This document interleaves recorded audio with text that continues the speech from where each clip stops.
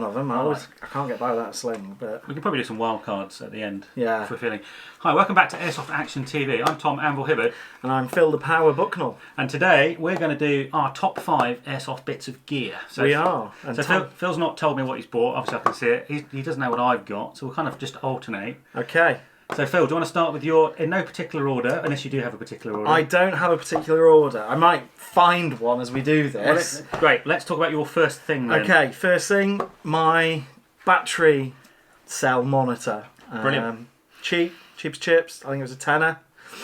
But with the cost of lipos, I mean, they're a lot cheaper than they were, and they're a lot more, we're using smart chargers and so on. The whole battery technology thing has really sort of grown quickly in airsoft from the NiCads that would last maybe a high cap. Yeah. But I do think, especially with the lipos, where if they drop below 3 volts a cell, they're basically knackered and it can get a bit dangerous. I think for a tenner, just so you can keep an eye on the overall health of your batteries. And I've got 3 batteries that are identical, and I haven't really labelled them, which is maybe something I should do. Yeah, I've got similar things. Yeah. If I'm not sure which one I used most recently, I can just plug it in and then get a really quick view on how it is overall, whether it needs charging or whether I can leave it, so that I don't use a charge cycle if I don't need to. That's great. If it's like 97%, then obviously I'm not going to put it on a charger. And halfway through a day, if I've used a particularly large amount of mags, just make sure that the battery doesn't need changing. To find? Dead easy. Amazon, eBay, airsoft shops. You really have to go out your way not to find one. Yeah. If you just type in LiPo battery checker into Google, you're going to get a couple of pages of hits. That sounds like a great idea. But for a tenner, I don't have one. I think I'm going to have to go and get one now. I think for a tenner, it is. It's a no-brainer. So that's one of my top 5 things that I take to every game. Now I don't leave home without it. You ready? Go on, hit me with it. Socks. Socks, not just any socks. Not just no. So these are Bridgedale merino wool hiking socks, and they are brilliant. So the amount of people that moan about sore feet and bad boots and all that sort of stuff at the end of the day, these are absolutely fantastic.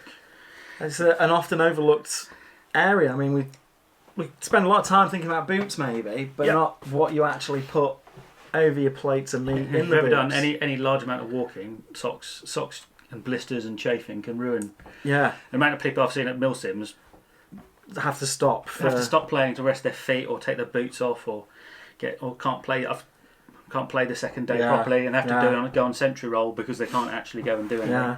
Whereas actually so the wool is, I know I've seen quite a bit on sort of TV and Discovery Channel and various others. Merino wool's a really good insulator, but it's a really good dissipator of heat as well. Yeah. And it's water retention and so on. It's for a natural fibre. If they do get wet, they stay warm. Yeah. Which is really which is quite. So if you do end up getting your boots flooded, at least your feet will stay warm in merino wool. They're not cheap, 16 quid, but do you know what? I've got several pairs, and I think for something like that, it's worth it. How many times have you been in an airsoft game, someone with cheap boots that they either fall apart or the first puddle they step in, that waterproof boots are suddenly like a paddling pool inside. I mean, I got a pair of lower GTX something or others. They weren't cheap, but I reckon they'll probably be the last pair of boots that I have to buy for airsoft. I've got several pairs, so I think it's an investment that's worthwhile. But, so they're fab. And I walk the dogs a lot, so that helps. There you go. Wool socks. Number 2. Okay, number 2. Wow. A castle nut spanner. Give me a second, I'll be back. So some people will probably go, what the hell's that? Especially if they're not fans of the AR platform. But a castle nut is the nut at the back of your receiver that holds the stock plate, the end plate on. It holds the stock tube, buffer tube in place. And on a real AR, you would tighten this up once you've got your buffer tube indexed and you'd stake it. So you'd put a notch in to lock it in place. Not done so much with airsoft guns with the way they're built and the access that you need. So this will... And I got this one particularly because I found on some of the guns that they're not always the same size. So if you have the one with 2 teeth, it doesn't always lock on. On the side. So this one, it just it'll fit on any Castle some nut. AEGs it doesn't really matter because this is more of a cosmetic piece, but it's still nice to have it locked down anyway. But for the ergs, and as you know, I only use ergs, so the recoil engine is constantly slamming backwards and forwards at the end of the day. And you can't really stake it because you've got to be able to take it off. Get in there occasionally. It can work loose, and if it works loose, then the buffer tube starts to move around. The wires can get frayed. So yeah, just to make sure that the castle nut is tight, indispensable tool, especially if you use recoil AEGs like me. That's fantastic. Right. God, we're exciting, aren't we? We are. Well, this is a bit more exciting. Let's get a bit more exciting. Boom! Ah! The venerable DynaTAC the BFG. world famous. I love. Is this the impact one? No, that's the timed. Oh. It's the ultra reliable DynaTAC. So this is basically like the original. It's probably gummed up with. He said he with carbon residue. Carbon residue for me trying to blow people up. So quite simply, 38. People call them 9mm blanks. Not really. 38 blank goes in there. Screws in. That's the firing pin in there. So you push that down, lock it off, put through the pin, screw that on. Now these are actually pneumatic, so there's a cylinder and release valve. So when you pull the pin, it releases the cylinder. That's the timer. So there's like one moving part. That's good. And they're super reliable. They've never really let me down. They're not cheap. They're like 75 quid. Yeah. But they're great. And actually, what's quite funny these days is people expect everyone to be using impacts. So they like don't really. Sometimes you can throw these in, like come back around the corner, boom. Or you can slide them across the floor. Well, the great thing is you can sort of put that in. You can place them covertly. Yeah. Because you're not relying on the impact of the grenade. You just sort of put it around the corner of a room. Yep. All of a sudden, everybody in there, taken out. Yeah. I mean, I've never used the DynaTAC. You're not? No. I'll have to let you use it. I've used the TLS-FX ball grenades a lot. I had an Airsoft Innovations tornado grenade, which would go off maybe once every 6 weeks. Yeah, these are super reliable. Yeah. I've had. And it looks like they're pretty durable. That polymer body's got, there's a lot of material protecting the mechanism. Yeah. I've only had a very few DynaTACs not working, and they're warranted. The guys, this is a very small company. Yeah. And they look after you anyway. They sort it all out, and it's just the reliability. I've had no end of blank firing grenades, and these things they're still, for me, they're still the king. Yeah. They just work, and actually that's kind of what you want when you want a grenade to go off. When you throw it, you want it to go bang. Yeah. So they're not quite as sexy as other stuff, but they're great. So that's my number 2. No particular order. Okay, my number 3. Oh, what shall I go for? Okay. My original. Keep meaning to get one of these. Not a copy. No, don't buy the copy. Odin M12 Sidewinder Speedloader. So with the ergs, they come with 30-60 round mags, or you can get the 120 rounds high caps. For them, or anybody using mid caps, really, I think this is just, if you haven't got one, you're really missing out. I don't.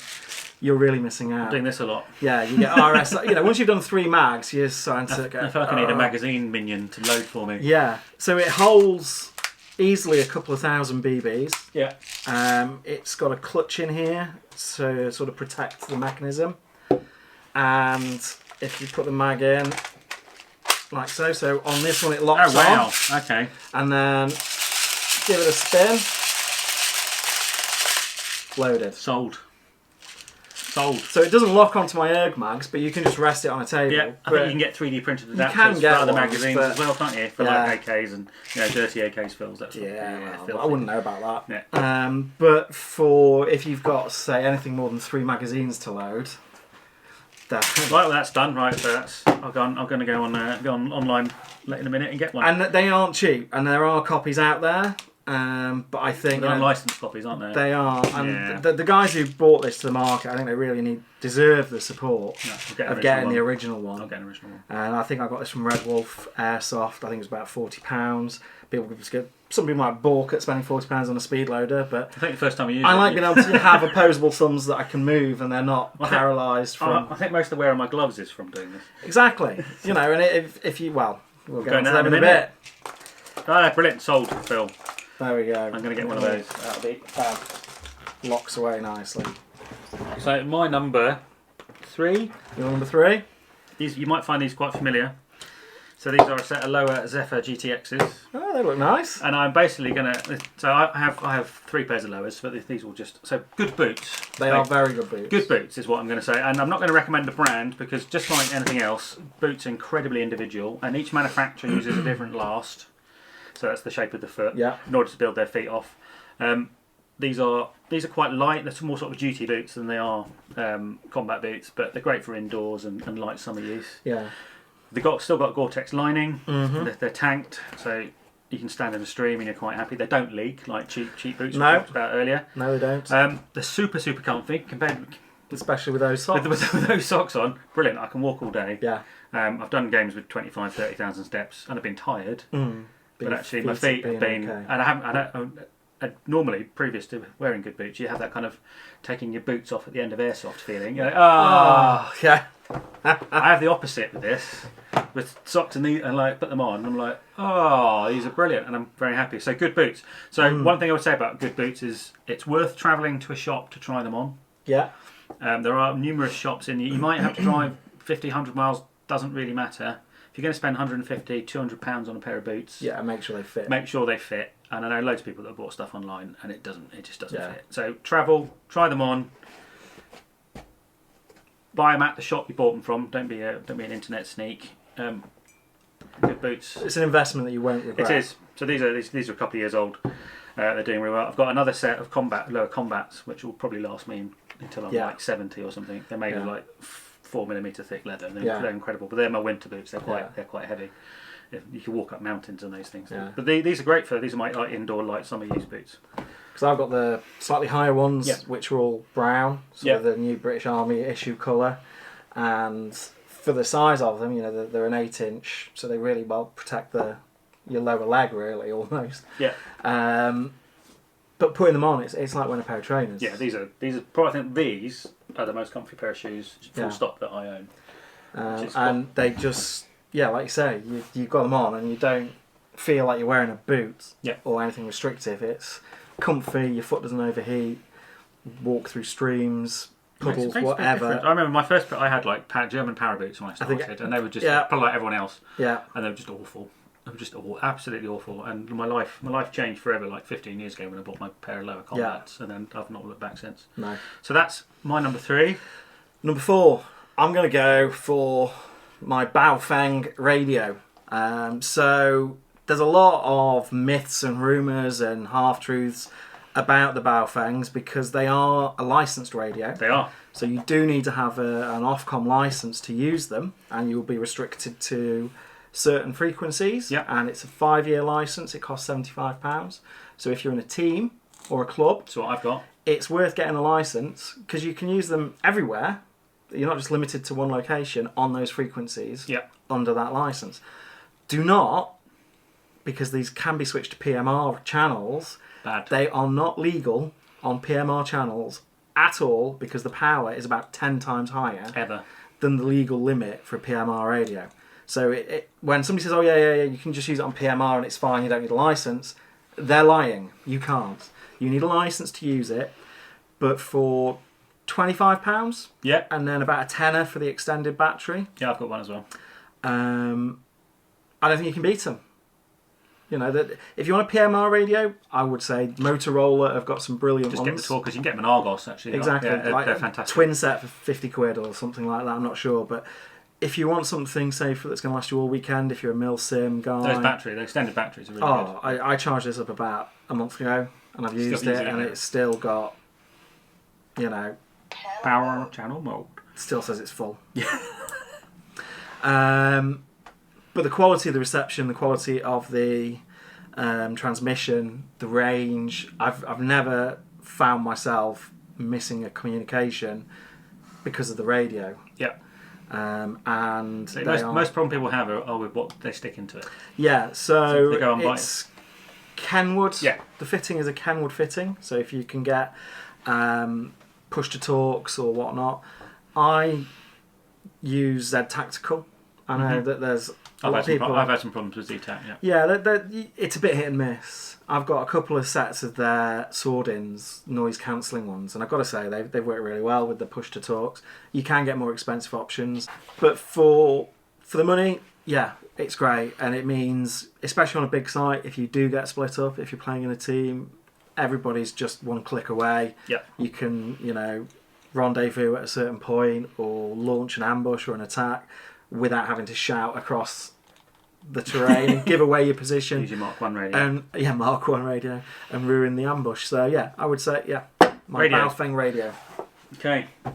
Your turn. My turn. A stock. Do you put it on anything, or do you just like the stock? I just like the stock. Battery storage. Good point. Okay, so both me and Phil started like when things were made of wood and plastic, and batteries. You get a battery like that big that was 600 milliamps. And that was about the only size. And then you had to change it every other mag. Yeah. And it was a complete nightmare. Yeah. And now we live in a wonderful world of wonderful batteries, and you lot are so lucky. I don't know how easy you got it. But I still have like cold sweats about battery storage. So this is actually my favourite stock for a number of reasons. One, let's have a look. So it doesn't. Like it's SOP mod, isn't it? Yeah, it's a SOP mod, enhanced SOP mod stuff. Mm-hmm. New Airsoft version. So one reason, it doesn't trap my beard. So a lot of stocks, the mechanism here catches my beard, which is not pleasant. So that cheek well's great. Mainly, the reason I like it, and this is the Airsoft version, is, I don't know if you can see. I'll show you but there's absolutely tons. Yeah, you can get a big battery. You can get big old. So I use big old nunchucks, 2,600 milliamp nunchucks easily. in there. Fit and forget. Last me all weekend. Don't even worry about it. No dramas. Not a problem. Battery storage, really. So these are my favourite. There are many more shiny and sexy stocks. All your PTS stocks. Actually, this bit is pretty much the same thing. Yeah. So they're great as well. I just like these ones. QD, but it's battery storage and it doesn't trap my beard, and which two things which can really annoy you during a game. Well, yeah, I agree. So you're number 5. Number 5 or number 1. It's one of my favourite things as well. I've been playing Airsoft for years, and when I started, the Nomex Pilot Glove was the glove du jour. Everybody sported them either with a cut-off finger for the trigger finger. Pilot glove thing, yeah. And one thing for gloves, I'm really particular. I'm the same. I hate when you've got a thick glove on and you're trying to do something, even if it's just loading a magazine or taking a magazine out, that loss of feeling from a thick glove, I can't abide it. And I've been using hatch operators for about 8 years, and they've finally given up the ghost. Back from the day when I used to have high cap mags, so it's mainly from winding the mechanism. I used to wears down. So the top of the finger. So I've had to cut them off at the knuckle, but they've got a band in there for that to stop it fraying. So I've been on the hunt for some decent gloves, and I've been using Mechanix gloves for a couple of years, the M-Pact ones, which are great. They offer a lot of protection. That's the ones with the kind of moulded with a bit of moulded rubber on the top. But I didn't have that feeling, that sensitivity that I wanted. And then I saw that they brought out their 0.5mm high dexterity glove. Okay. So have a look. You can feel just how thin that palm material is. Awesome. It's 0.5 millimetre. But it's patterned, and the grip you get, even when they're wet. And I played a game at the jail a few weeks ago, and it didn't stop raining most of the day, but I never lost any grip. Yeah, particularly you get sweaty and it all gets Well, they've got a little sweat panel on, there you can wipe a bit of sweat off. These like knuckle vents or something. But they've got little vents in there as well, just so it doesn't, pull on the material. And, I love it. And they're really well finished. And I find protection-wise, I don't need a lot. No. I just need enough just to take the sting out. I wear them more for, it's like if you're going through bushes or whatever. So I play a lot of urban sites, and you don't always know. Yeah. What you put your hand into, or if you fall over, or if you... Yeah, I mean, these haven't got a lot of protection by the very nature of them. They're 0.5 millimetre thick. They've got a breathable palm. They've got a loop on, so you can hang them off a carabiner. So you can look, dead worry. Yeah, so you can look proper elite operator. Hang them off your rig. My rig, which has got exactly that on at the moment. But they work perfectly. They're not thick, so you don't get overheating hands. They're nice and secure. They've got a really nice little moulded Velcro. I've been using the Mechanics Originals. Yeah, which they're very similar, slightly heavier for the last 4 years. There's loads of gloves out there. I've heard people talking about pig gloves, and obviously there's Hatch, there's Oakley. God, so many. It's probably similar, isn't it? It's similar to the boots. Yeah. Try them on. Find a pair that you like. Buy 3 pairs. Find the right size. So this is a size large. Yeah. And my Impact ones are a medium. But I got large because actually these do fit. They're a really nice fit. So it's... I like the glove to feel like it's just an extension of my hand, really, so that the fingers are right at the tip of the finger. Yeah. And I don't. They look great. Yeah, they're really good, and they're not expensive. A lot of the really, really super duper tactical gloves, they're 30-40 quid. These are £20. Which is fine when your unit's providing them. Yeah. It's one of those. They're always when you're getting. And they say, well, we we only expect them to last 3 months, so here's 6 pairs. Yeah. But when you're buying them yourself, I think story, isn't it? 20 quid. Okay. Can't go wrong. There you go. Right, you ready? Go on. Let's see what your 5th item is. A little black box. Oh. Actually, little black box of eye protection. Goodness. So these are my eye pro that I use for pretty much everything, unless I'm photographing, when I tend to put like a full face mask on. So these eye pro, and good eye pro. So these are ESS. They're full military ballistic rated, US ballistic rated, and NATO ballistic rated, which is not the same as a European standard. Yeah. So a lot of people are running EN166F, which is a spectacle standard, which is now. Without going into too much detail, I've done some digging. That standard is basically for workshop use. Yeah, it's like bits of metal flying off a lathe and things like that. It's not really meant for things moving fast. And if you dig into it, the rating of an EN166F class is only 0.85 joules, which is a lot lower. Which is a lot lower than our standards. Now, you're very rarely going to come across a BB going faster than that. And the reality is, virtually all those spectacles are actually rated way beyond that. Yeah. And they're only down rated at F because they're spectacles and not goggles. Goggles are much higher standards but for my peace of mind and for my loved ones, I'm only going to use military ballistic rated stuff. So these are rated up to about 7.5 joules. Yeah. I mean, the lens looks thicker. Yeah. Straight away. And the frame looks more substantial than some. And I have to agree, it's one of those areas where you spend as much as you can. Well, people spend hundreds of pounds on guns and kit and boots, and then they spend £7 eye protection down the market, and it's kind of like.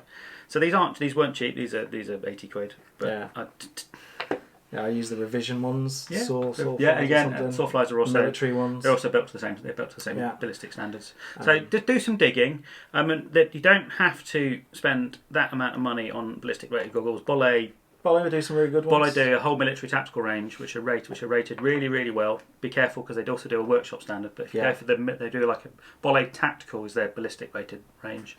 They go down 20 quid. Yeah. So for 20 quid, you can have real peace of mind. Like anything else, these do fog up.